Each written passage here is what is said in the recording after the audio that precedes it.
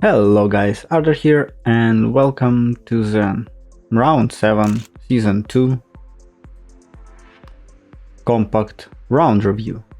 And generally, for my feeling, all tracks was relatively harder than previous rounds, and maybe it's just because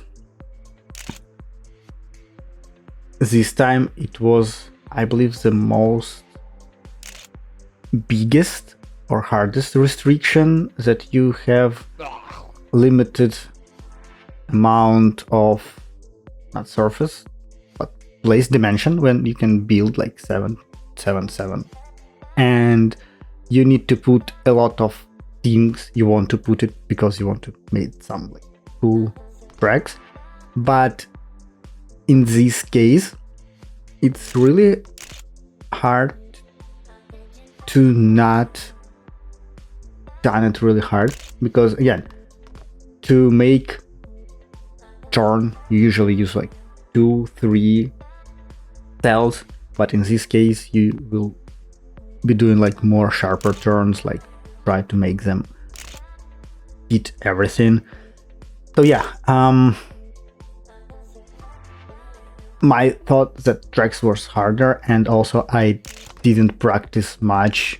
Basically, I have 2 practice sessions and never finish it till the end. So some tracks I will play first time in 3 weeks. Oh yeah, and by the way, it's like extra week we had before this track, before this round. So it was longer, and I just could forget how to play it. But playing with big community with a lot of people, like at some moment there was like 42-43 people in the lobby, so you see all their lines and you could try to repeat them and try find the fast result. It's not always working for me. I try to, like, my goal for this round are basically the same. I try to be in top 16 at least once. If I will achieve top 10, it will be great, but it would be like over my goals, so overdone. But yeah.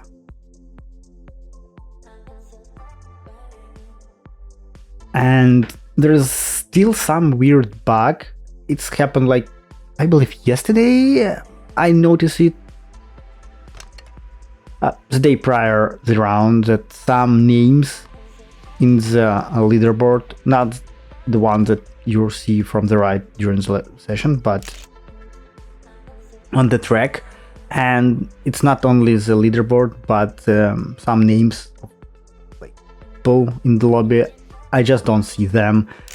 It's like just Maki, Saint Nicholas, Akane. It's people who I can recognize and understand that there is something wrong.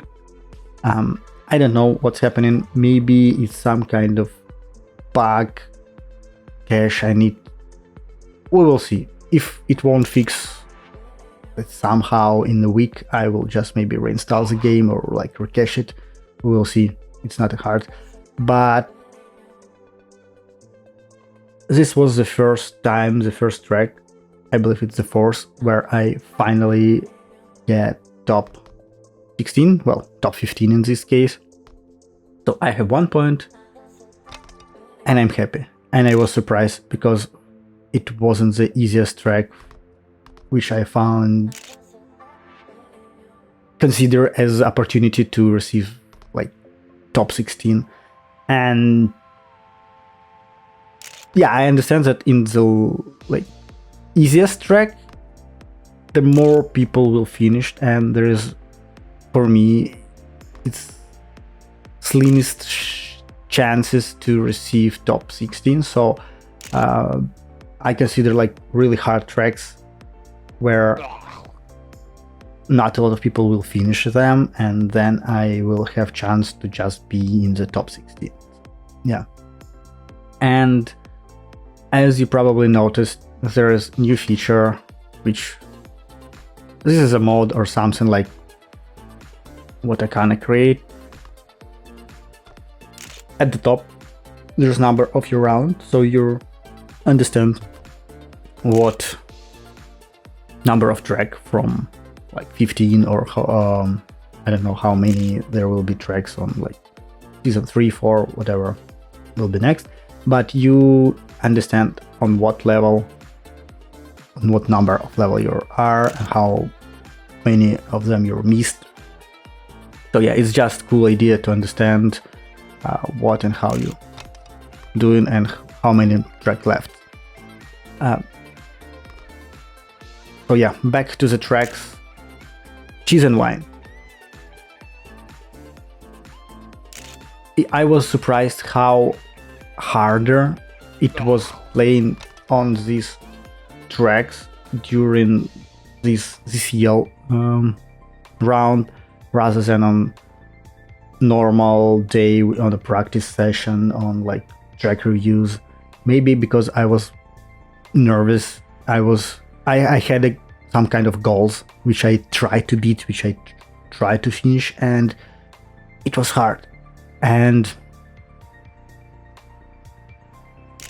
I'm really happy that we have a lot of people I know, like Janji and other couple other faster guys. They joined room 2, where usually like less people than in room 1. Like for example, in this there was like 40. In room 2 I believe there was like 15. If anyone from room 2 are watching this, please let in the comment below how many players at max or average were on this room. It's just, I usually use room 1 because it's interesting to have more options to see results, and for me it's easily to find someone who I can be relatively closer. Like for example, like Diabler, Akane, we're usually in most cases like less than a half seconds between us on most of the tracks. So if I start with him, I can see his line if he's slightly faster and slightly adjust my driving. I can't use like Mark, Janji, because even from starts they like have like 2 gearbox and like they like flew away. Other stuff that really not concern me but made some small issues is that GTR still don't work, so you don't have your, let's say, extra opportunity to see where you're doing good, where you're doing bad, where like for me GTR is a big saving because I'm not consistent on the driving. I'm using gamepad and I'm like, it's harder. You can use like 25% of steering or 24 and it would be hard, especially for this track like Hypercube, which done from first person view, and it's pretty hard.